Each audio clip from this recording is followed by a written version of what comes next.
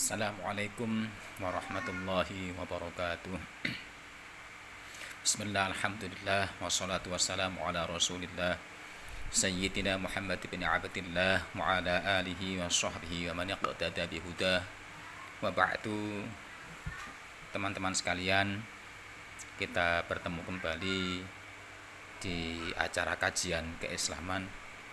Barangkali teman-teman ada yang ingin bertanya atau yang ingin mendiskusikan tentang diskursus keislaman kontemporer, dengan senang hati kami akan bersedia sekali untuk diajak diskusi itu. Teman-teman sekalian, apa kabar malam ini setelah kita menjalankan sholat maghrib berjamaah? Semoga ibadah kita diterima oleh Allah Subhanahu wa taala dan teman-teman sekalian senantiasa diberikan kesehatan oleh Allah Subhanahu wa taala, dijauhkan dari bala, dijauhkan dari segala penyakit, juga dijauhkan dari segala macam masalah, musibah, bahkan hal-hal yang membuat hati kita menjadi gundah gulana. Karena itu teman-teman sekalian, jika memang saat ini ada yang sakit, semoga segera cepat sembuh. Jika ada yang diberikan musibah oleh Allah, semoga sabar. Jika ada yang hatinya tengah dalam kondisi galau, semoga Allah segera memberikan jalan keluar.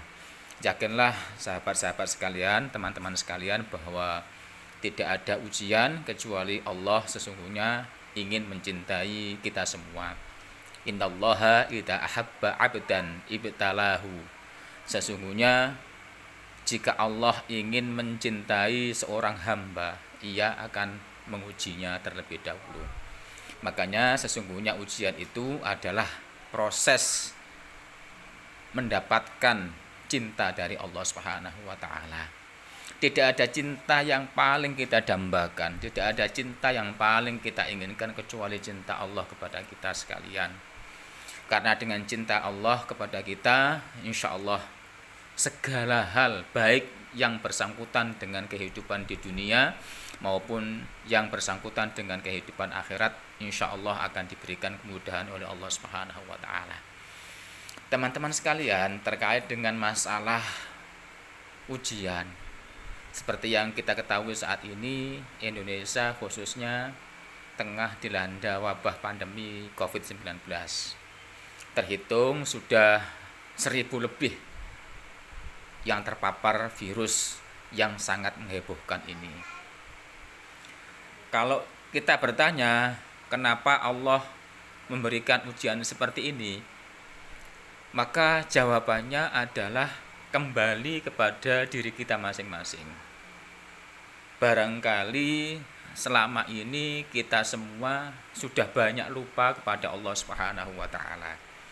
Barangkali selama ini kita sudah banyak melupakan kewajiban-kewajiban kita sebagai seorang hamba kepada Allah Subhanahu wa taala, atau bahkan selama ini kita berani kepada Allah Subhanahu wa taala.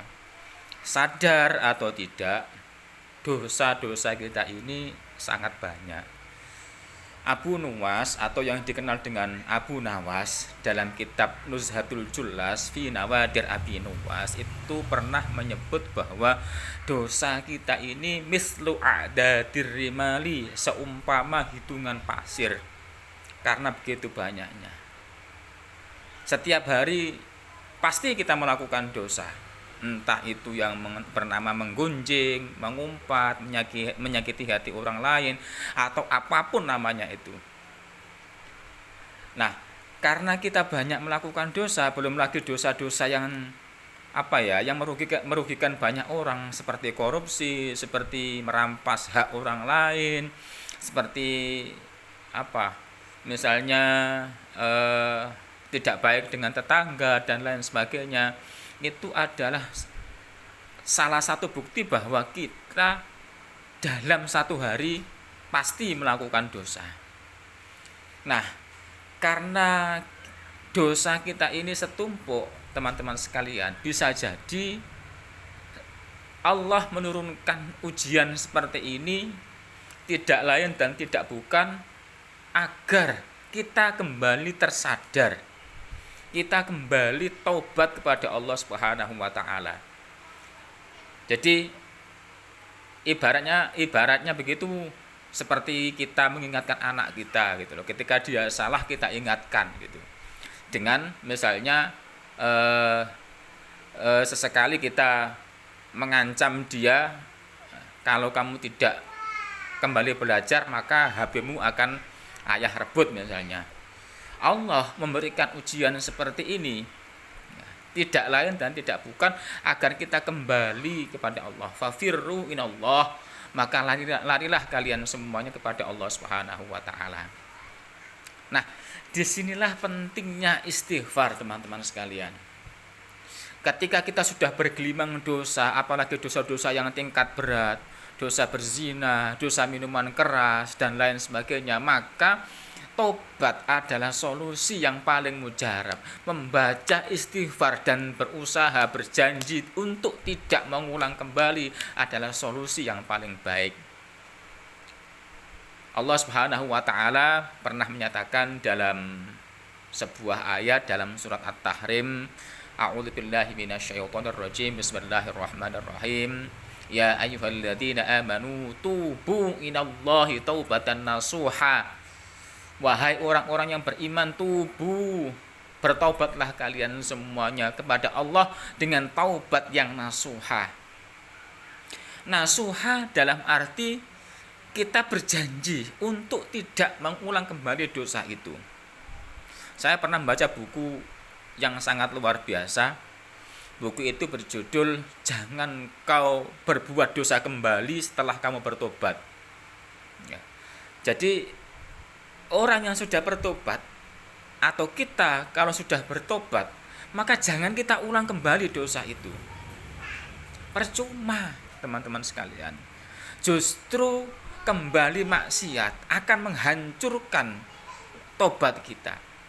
Maka ada adagium yang sangat populer di kalangan para sufi, istighfarmu perlu diistighfari kembali. Tetapi sebelum kita membahas masalah itu, mari kita berusaha untuk istighfar dan tobat kepada Allah Subhanahu wa taala. Teman-teman lihat di kitab Bulughul Maram yang ditulis oleh Imam Ibnu Hajar Al-Asqalani, barang siapa yang membaca sayyidul istighfar, Allahumma anta rabbi la ilaha illa anta khalaqtani wa ana 'abduka wa ana 'ala ahdika wa wa'dika mastata'tu a'udzu bika min syarri ma sana'tu abu'u laka bi ni'matika 'alayya wa abu'u bi dhanbi faghfir li fa innahu la yaghfiru dzunuba illa anta. Dosa-dosanya akan diampuni oleh Allah walau kana mislu zabatil bahri, walaupun dosa-dosa tadi seumpama buih di lautan. Teman-teman sekalian, ayo kita mencoba untuk menjadi pribadi yang lebih baik, pribadi yang menyadari bahwa diri kita ini banyak dosa. Karena kita banyak dosa, ada kerusakan di muka bumi, ada korupsi, ada macam-macam. Kita sendiri pernah secara sosial menyakiti orang lain, maka Allah menimpahkan musibah atau ujian yang bernama COVID-19 ini.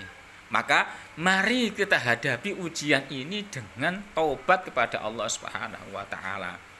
Ya, membanyak membaca istighfar, mendekatkan diri kepada Allah dengan sebenar-benarnya. Nah, kalau malam kita bangun untuk menjalankan sholat tahajud, bermunajat kepada Allah, menyerahkan diri kita sendiri, menyerahkan diri kita secara total kepada Allah Subhanahu wa taala. Semoga apa yang saya sampaikan ini walaupun sedikit bermanfaat bagi saya dan juga teman-teman sekalian. Ihdinas siratal mustaqim, wallahul muwaffiq ila aqwamit thoriq. Wassalamualaikum warahmatullahi wabarakatuh.